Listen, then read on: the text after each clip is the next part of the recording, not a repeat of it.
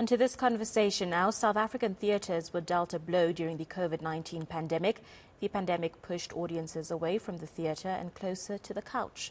Fortunately, that's starting to change as the theatre scene seems to be finally getting back to pre-pandemic levels, as proven by the success of the Maynardville Open Air Festival. For the first time in its 67-year history, it's set to bring the iconic and unforgettable production of Shakespeare's A Midsummer Night's Dream to Johannesburg.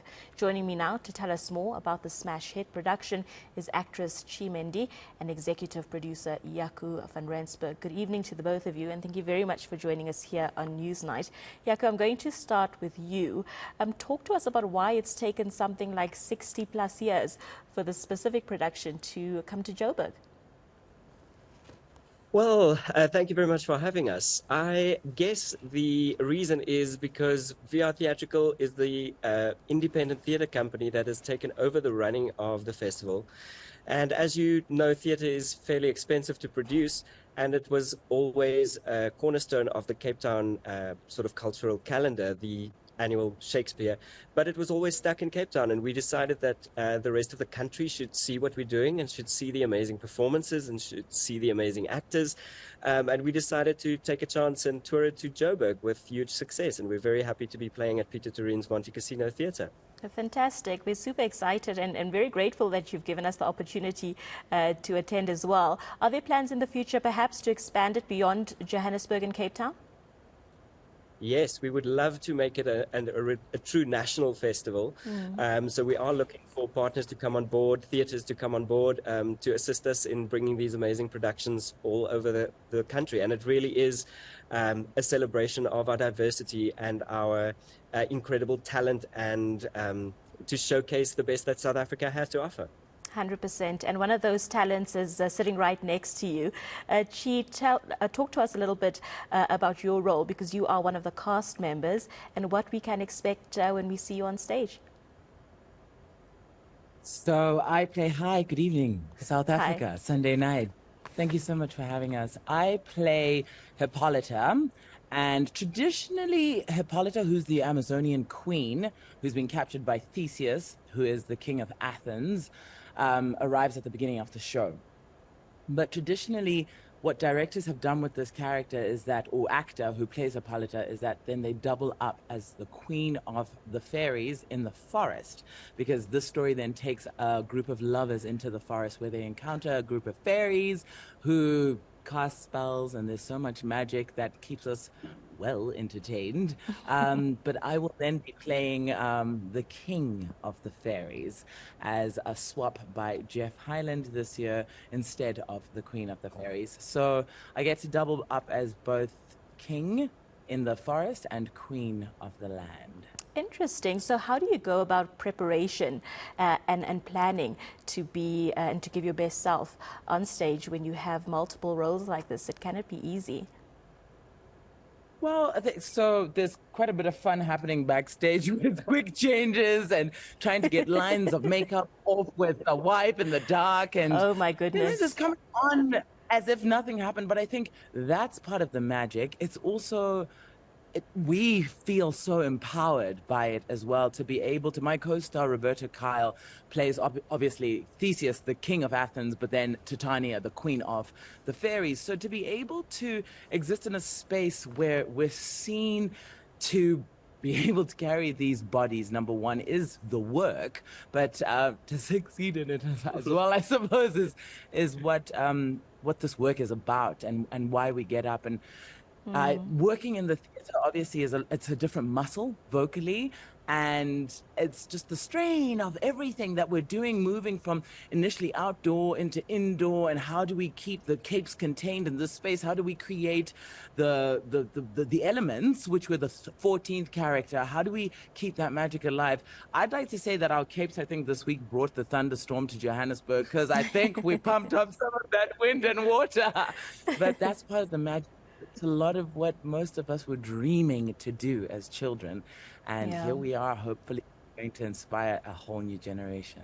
Well, that's beautiful to hear. And I think it's also interesting to hear a little bit about what happens backstage, because as viewers, we always see this beautiful production on stage and we have no idea what's happening backstage. So thank you for giving us a little bit of an insight into what happens behind the scene. But Jaco, there was a standing ovation, multiple standing ovations at the production in Stellenbosch. I'm sure you are hoping for the same here in Johannesburg. But I just want to talk about the importance of having this production showcase in South Africa and the story that it tells.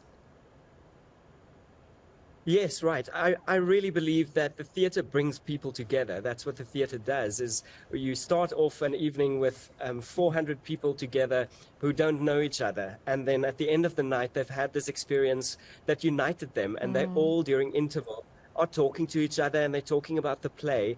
And I think that's more than anything what the theatre does and why it's important to partake in this. And the theatre is what makes us human and what reminds us of who we are and our humanity. So I really think it's important to create a new generation of theatre goers and to put work out there that is accessible, that's funny, that's entertaining, and that's of good quality. And that's what this production strives to do and seems to be doing very well here in Joburg. Indeed. Well, we've seen the reviews and the reviews have been fantastic. But to talk us through, Jaco, what exactly goes into putting a production of this magnitude together? There's multiple cast members. Talk us through the planning process and how you deal with putting such a production together. Sure. So it generally starts with an idea, with a spark of creativity. What show are we going to do? So it starts with which production are we putting on? And then you have to find a director who has a vision for that show, how to bring it to life from the page onto stage in real world. And then you have to find the rest of the creative team, the people who make the magic, who designs the set that we are sitting on. Somebody had to come up with that idea. What will the setting look like? A lighting designer, somebody who makes the actors look good in light and make sure that they are always seen and so that we know where to look. And then a choreographer if there's movement. So you put together the creative team. And then once you have the creative team, you of course start the casting process, getting the right actors for the right role. And for this production, we saw more than 300 actors. And out of those, we chose these 13 people who are absolutely perfect in their little roles.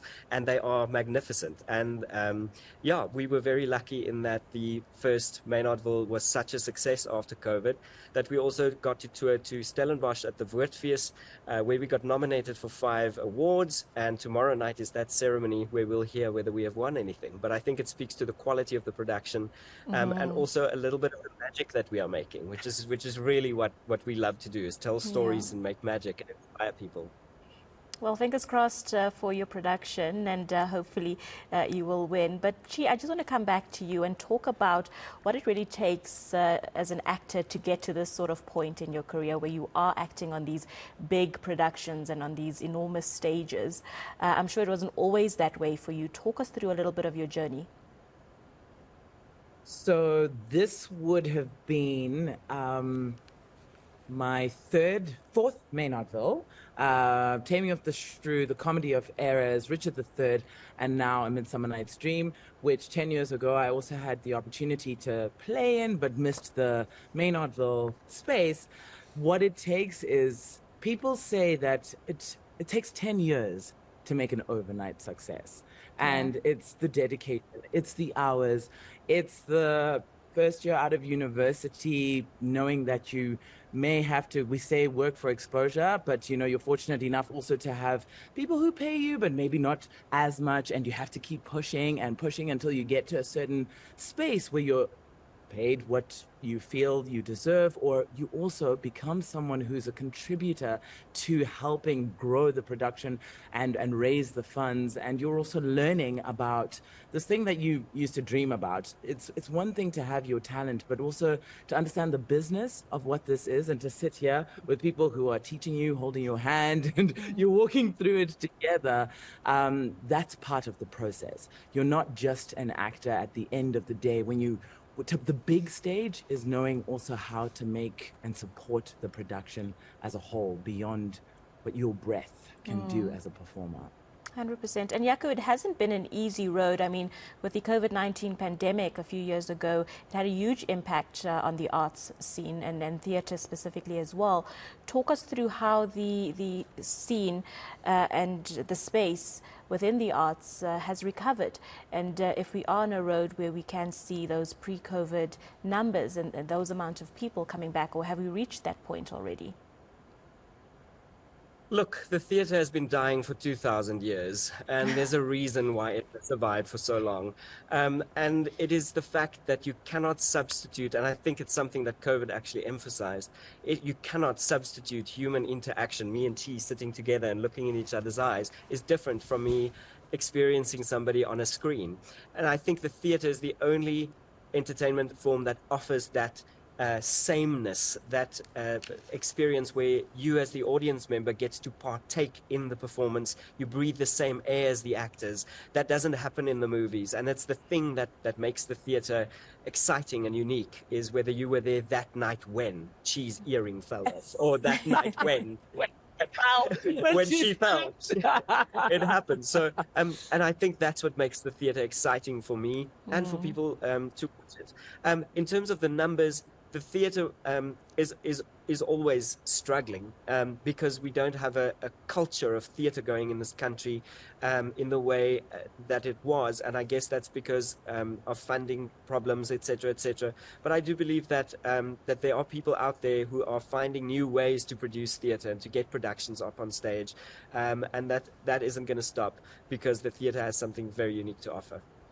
Are we still able to purchase tickets? Are there still shows upcoming? How do we support?